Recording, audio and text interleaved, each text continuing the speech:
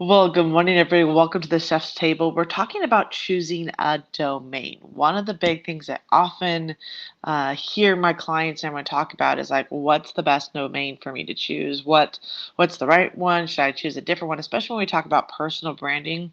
One of the big things that when we talk about building you Inc., building your personal brand, a lot of times the start of all of this is actually your domain. And most people don't realize this, but the digital world is definitely getting more competitive on a lot of areas, but most people don't teach you how to get your domain name. So whether you're ready for it or not, if you're planning on leveraging this world of digital marketing, things like Facebook, Instagram, YouTube, your blog, anything of that nature, you actually do want to have a domain for your business, right? And I will tell you this. So, one of the interesting things that I learned early on, hey, Susan, hey, Harry, um, was you're probably going to have multiple domains that you purchase over the years. I honestly, for me, I'll tell you guys when I buy a domain, I'm looking at a couple of different things. So first off, as a personal brand, I always try to get my name if possible.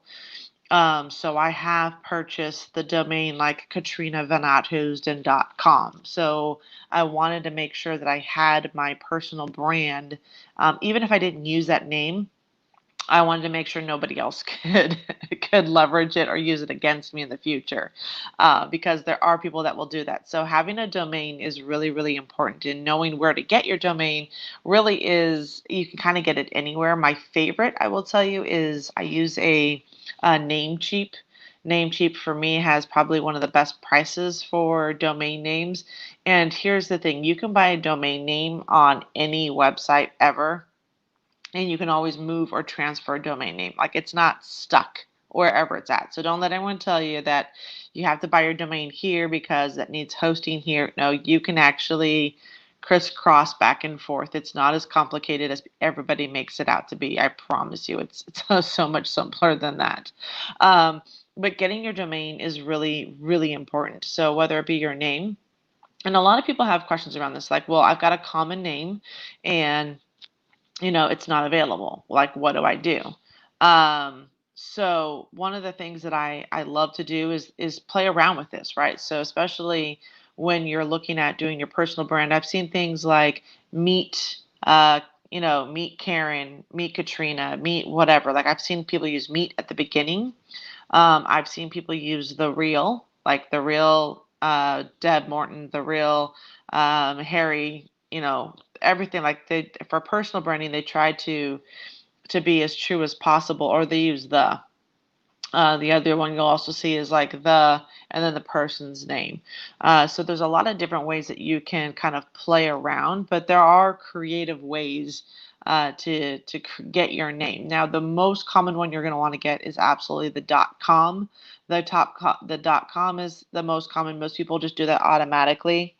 Um, the other one I will say that is pretty well known is the .net.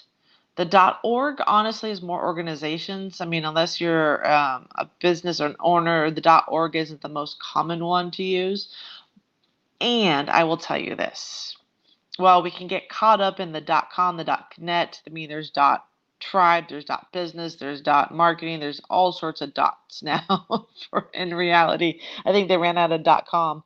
Um, the thing is most links, especially if you're putting them on the internet, are click links. So it's less important about the end part of it, that .com, that .net, because it's usually people are clicking on it, they're not necessarily writing it out. And on the flip side, the .com is still the most important of them all. So you want to have first off, your personal brand, any formation of your name that you can think of. If there's a common misspelling of your name, I'd actually go and get that domain also. That might sound weird, but common misspelled names that you've come across for your business are great domains to have and then forward to wherever you need them. So just food for thought with this one. But a domain is really important. So you can have one for your personal brand. And then many times, a lot of us like to have it for a company. and company names and company brands are really important, especially if you're going to be setting up an LLC, if you're going to be setting up an S corp or any type of corporation. I do recommend doing a digital search of that URL first. The reason for that is we are getting more and more into a digital marketing age. And the more digital that we're getting, the first person that claims a website or claims the domain typically has rights to that. So even if you're setting up an LLC, you have to establish a time frame. So you want to make sure that you grab domain presence first and foremost. It really is critical. Most people don't even think about this, and I just thought of this morning as I'm writing some stuff down. Even when I do product creation, even when I'm about to launch a new product or service, I do a research. I do a domain research to make sure that the domain's not taken first, and then I do a Google search to make sure that that name doesn't pull up any type of content or that I'm in conflict with another business.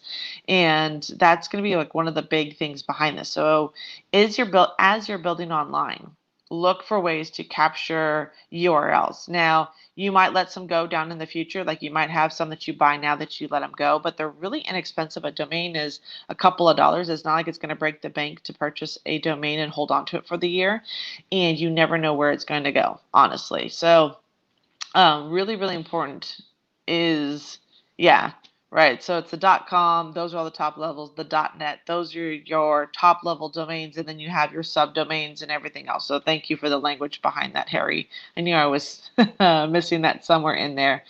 But the .com, .net are the most important, and the ability to create hyperlinks is what we call them. So if you've ever been on the internet and you've like clicked a link, that's actually called a hyperlink, in case you wanted to know the language for that one. But that will take you to wherever you want to go. But the domain, honestly, like I said, get what you need. Better to have the domain now and not need it than to need the domain and not have it later, or have to pay a pretty little penny for it. So um, that, so like the Chef Katrina, or Chef Katrina is a pre-existing domain, so I would have to actually spend more money to get that one, right? Um, than anything else. So I had a workaround, create the Chef Katrina. That's how I got my domain that I did. Now, Susan's got a great question, and I love when you guys ask questions. It goes, what's the difference between an email and a domain? So that's a great question. So an email is where people send you your like email. It's like having a physical address, like your home address, right? So there's an email address where they're going to send you your mail. Now the domain is your house, like the actual house itself. It's not necessarily the email address, it's the house itself. So your email address is like the mailbox that's sitting in front of your house or at the mail center. That's your email address, but your domain is the actual house itself. It's the land in which you sit on. So domains give you online property value. Does that make sense? I hope that made sense. Yeah, but a domain is like your online property value, right? It's like you're claiming your land on the web. You're like, oh, this is my land. And that's the domain. And I dub it xyz.com, right? So like even right here, if you guys are following me on YouTube, YouTube is the domain, right? So youtube.com is the domain. You guys are going to things like facebook.com. That is a domain. So that is like where you go to get the information, and the email address is how you contact the person inside of there. So that is a great question, and I hope that answered that for you, Susan, for what's the difference between the two. So you also, you really do want to look at making sure you have your domain name. I know a lot of people in the digital marketing space use it for forwarding to other products and services. I myself am personally a huge fan of just taking a domain and turning it into your own website. I think it's really important that you have your own online presence outside of digital media platforms. You want to make sure that you can bring people to your home base, where you can control the conversation, you can control the content, you can control the imagery, you can control what people say, and you don't have to fight an algorithm, because you're competing against yourself on your own site, which is awesome, by the way, because you'll win every single time. So yeah, so I just wanted to kind of dive in today a little bit around this, because I think this is one of the key things. Like I said, I'm going to bring like little nuggets to you guys around building your business. The domain research is super, super important. It's like, get your domain, go. So like I said, Namecheap is one of my favorites. There's a couple of them other out there that I've used. But for the simplicity of purchase and the inexpensive element of it, I like Namecheap for the cost of picking up domains, especially if I'm not sure what I'm going to do with them, but I want them anyway. I like them for their inexpensive cost. So if you're looking at this, so be creative with your domain, especially for personal branding. I've seen Elder. Oh, the other ones I've seen success with, and then the name, meet the name. I've seen coach the name. So like if you find yourself to be a coach or a mentor, I have seen couple of different versions for how to do personal branding, like different ways to capture the URL or the domain that makes the most sense for what you're up to as a personal brand. So those are some of the kind of different things to do. And then if you guys have questions, just definitely drop them here on the chat. Let's see if we can help you come up with different ones. But really, truly, if you're going to have a digital presence online and you're going to want to expand and grow your business, the domain is like your first step, because then you can have an email address that has things like your name at and then your domain. And that actually creates more professionalism than having a Hotmail or Gmail or some people still have AOL, all these different ones. So it really is in your best interest to have a domain and then look at it as a tool to leverage your marketing by even creating an email address with that domain on there. So many of you guys know that you can follow me, and my email address is my name at thechefkatrina.com. And I do that because then if people want to know my website, it's a double marketing ploy, really, right? So if I give them my email address and they see the domain on the back, they're more likely to go check out that website to see who I'm about, because I've given them that first, I guess, crumb or drop to go to that website. So email addresses are very important. And as you grow as a business, connecting them to a domain is going to become an even bigger piece of the puzzle. And we'll talk about that as we go through these, I think, future ones. If you guys want me to talk about that, I'll show you like different ways in which you can set up your corporate, I guess, website accounts, because that's pretty cool. Yeah. So susiesfamily.com. Now watch all the dots, because the dots will actually separate different things, and make sure that it is who you want to be. So I would take off the MS piece of that one, Susie, and kind of just do Susie's Family Tribe. But you also have to look about in terms of business branding. When people see that as a website name, what are they going to associate with it? Now, typically there's nothing associated with it until they get there. So that's also part of building your personal brand. It's like, who are you?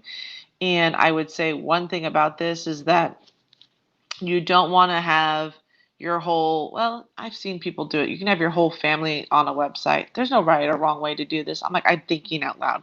We'll continue to have doing this. Yeah, but no special characters in a domain. You don't want dots. You don't want dashes or symbols or anything like that. Like that's a big no-no.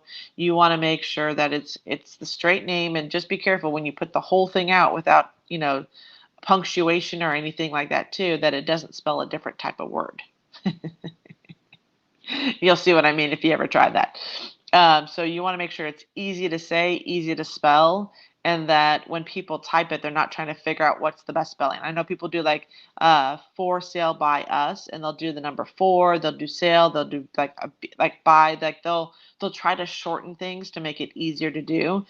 Be careful when you do that, especially if you've got to speak it, because then you've got to tell, oh, it's not the number, it's not spelled FOR, it's spelled, or FOUR, it's the number 4, and like you're going to have to explain. If you have to find yourself trying to explain how to spell your URL or your domain name, that's probably not the best domain name to get, just an FYI.